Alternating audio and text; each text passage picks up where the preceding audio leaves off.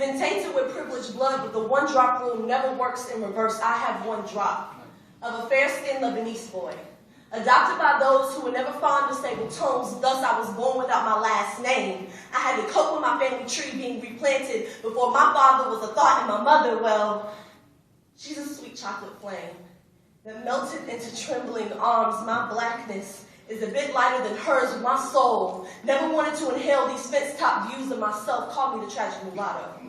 Write my story for history's sake. I can't run away. Will rebel against my father's will. This soul of mine, it be resistance. Resisting the culture of my father. He never knew his one drops, but I can always feel these one drops. I can't write poems without guilt of betraying his traditions.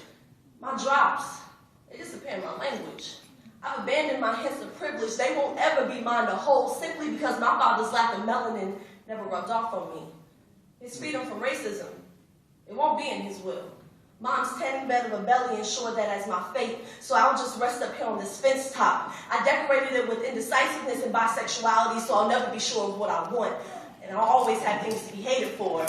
So I'll just hate myself first. I'll break my Libra scale first just to avoid the search for balance, this extremist lifestyle. It might not make it, so I'll just fake it until you can come up here on my fence top and see the world with my mulattic eyes. I'll never be dark enough to relate to my degree. That might be why I majored in African American studies. My black card is declined in circles that know it's my point to know, so I'll just have Linda sign one off for me. Call it a degree. Tell me it's a useless concentration. It doesn't matter to me. You know, my uncertainty in my place in this country has been a battle since I can remember.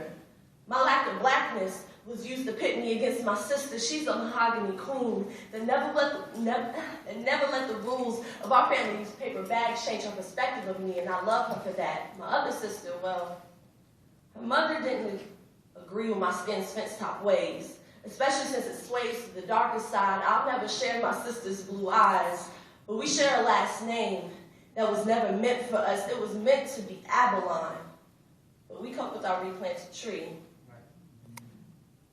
My blackness is a bit lighter than most. Call it a gray area. My melodic tones crescendo is stretching my arm. My nails, they dig power into my palms. I'll sit on my fence top and I'll wait for you. Find patience for you until you can recognize that my black may be lighter than yours, but it will never be, ever be inadequately silent.